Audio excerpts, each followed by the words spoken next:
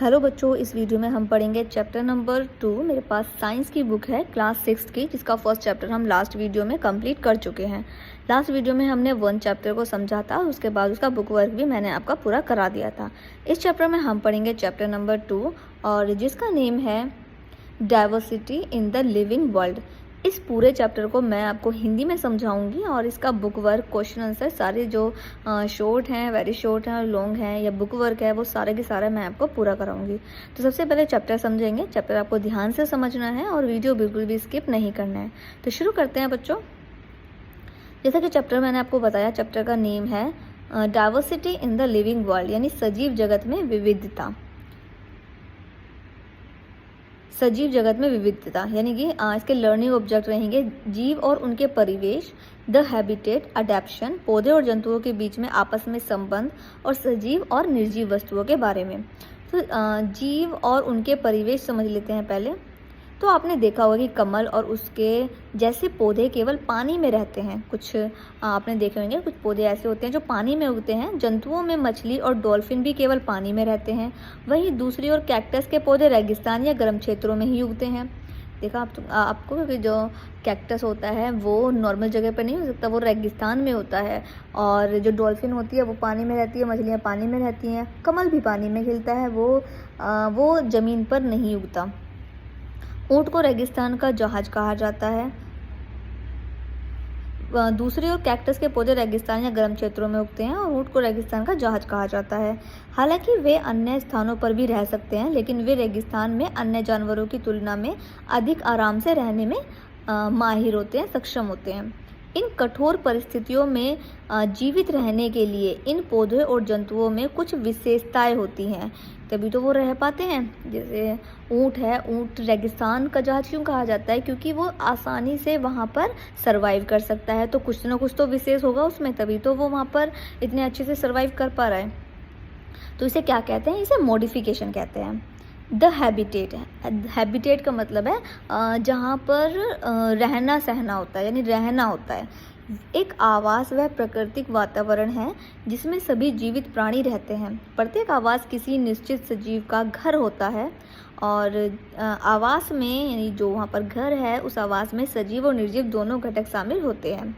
किसी जीव के चारों ओर की हर वह चीज़ जो उसे प्रभावित करती है, उसे क्या कहते हैं? उसे पर्यावरण कहते हैं। उदाहरण के लिए, जैसे तालाब एक मेंढक का आवास है, हमारा घर हमारा आवास है, एक पेड़ गिलहरी का आवास है। जो पक्षी होते हैं उनका आवास क्या है? वो पेड़ पौधे हैं। आवास के 2 मुख्य प्रकार हैं, एक होता है टेरेस्ट्राइल हैबिटेट, दूसरा होता है एक्वाटिक हैबिटेट। तो टेरेस्ट्राइल हैबिटेट कौन से होते हैं? जमीन पर जो स्थित आवास को क्या कहते हैं? टेरेस्ट्राइल हैबिटेट कहते हैं।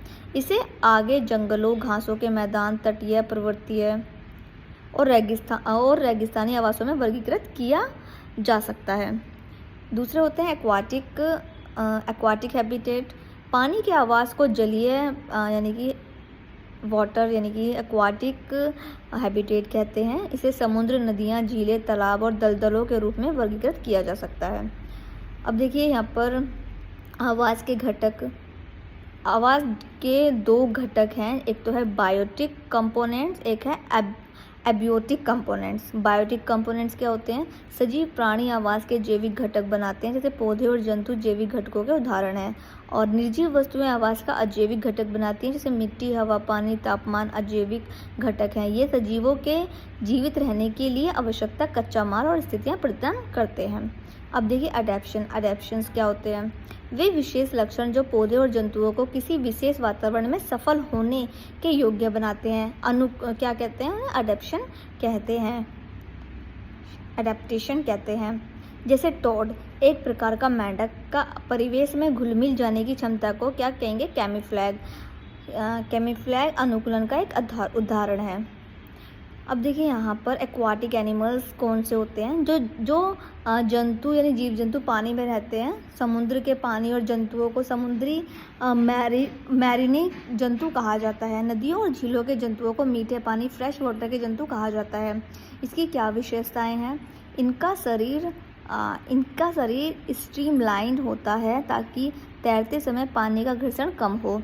मछलियों के पंख यानी फिन्स और व्हेल में फ्लिपर्स तैरने में मदद करते हैं। मेंढक और बत्तख के पैर जालीदार होते हैं। मछलियाँ गलफड़ों से सांस लेती है, जबकि डॉल्फिन और व्हेल अपने सिर के ऊपर ऊपरी हिस्से पर स्थित ब्लो होल्स में हवा में सांस लेते हैं।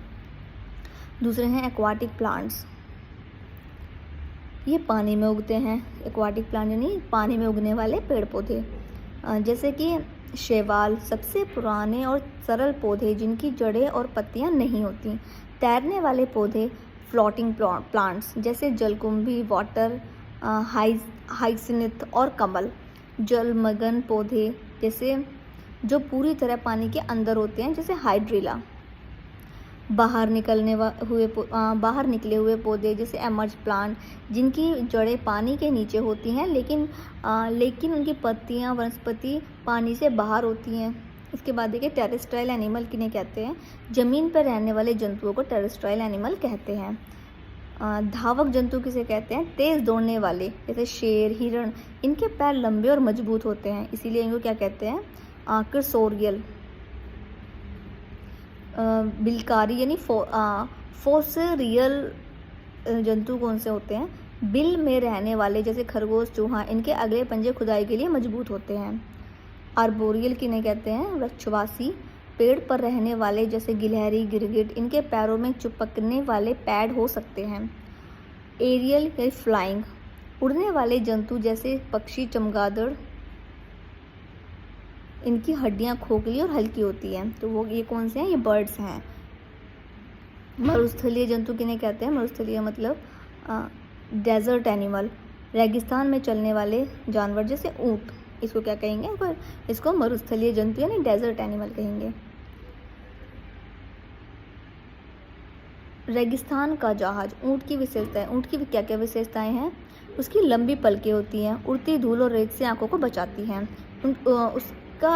उसके पास कुबड़ होता है यानी हम्प होता है। इसमें वसा, फैट जमा होती है, जो भोजन और पानी के बिना लंबे समय तक जीवित रहने में मदद करती है।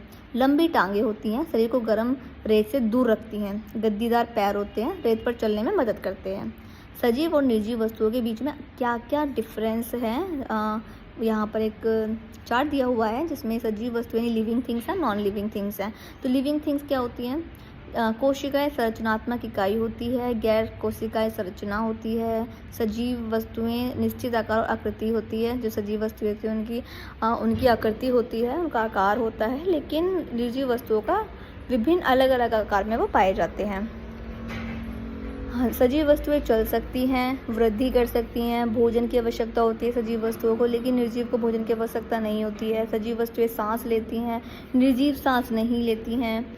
तो आप समझ सकते हैं कि कोई एक अगर सामान है और आप हैं, तो आप में और उस सामान में क्या अंतर है। आप चल सकते हैं, आपको खाना चाहिए और आपको पानी भी चाहिए, आप सांस लेते हैं, आपको ऑक्सीजन चाहिए, ठीक है। आप एक जगह से दूसरी जगह पर जा सकते हैं, आप छोटे से बड़े हो सकते हैं, लेकिन जो सामान होता है तो वही उसमें अंतर है कि जो सामान होता है ना तो वो सांस लेता है, ना वो उसको दर्द होता है, ना उसे भूख लगती है, ना वो अपने आप खुद चल सकता है।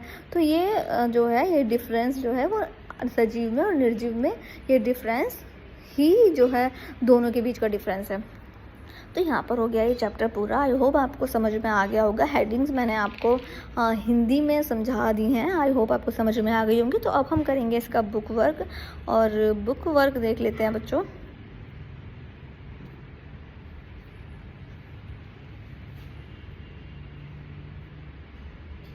तो देखिए सबसे पहले यहाँ पर दिए हुए हैं टिक द करेक्ट ऑप्शन, मैंने यहाँ पर फिल कर दिए हैं। आप जल्दी से फिल कर लीजिए और अगले पेज पर आ जाइए। अगले पेज पर फिल इन द ब्लैंक्स दिए हुए हैं, जल्दी से अपने फिल इन द ब्लैंक्स अपने बुक में फिल कर लीजिए। इसके बाद ट्रू एंड फॉल्स हैं, तो ये भी मैंने फिल कर दिया, आप फिल कर लीजिएगा। इसके बाद देखिए वन वर्ड के आंसर हैं, तो वन वर्ड के आंसर मैंने यहाँ पर नोट कर दिए हैं। वेरी शॉर्ट जो हैं वो मैंने नोट कर दिए हैं, और शॉर्ट आंसर भी आपको स्क्रीन पर दिखाई दे रहे होंगे। तो वेरी शॉर्ट और शॉर्ट आंसर भी मैंने यहाँ पर नोट कर दिए, ये नोट कर लीजिएगा। इसके बाद लॉन्ग आंसर हैं, लॉन्ग आंसर मैंने अगले पेज पर दिए हुए हैं, काफ़ी बड़े आंसर्स थे तो ये मैंने यहाँ पर नोट कर दिए हैं, ये भी आप अपनी नोटबुक में कर लीजिएगा। ब्लैक पेन से आपको क्वेश्चन करने और ब्लू पेन से आपको आंसर्स करने हैं, तो ये आप कंप्लीट कर लीजिएगा। इसी के साथ में ये चैप्टर हो गया है कंप्लीट। आई होप आपको सब कुछ समझ में आ गया होगा। तो वीडियो को जल्दी से एक लाइक करके और बच्चों को भी शेयर कर दीजिएगा। एंड अगर आप अभी तक आपने चैनल को सब्सक्राइब नहीं किया है, चैनल को सब्सक्राइब कर लीजिए और बेल आइकन ऑन कर लीजिएगा।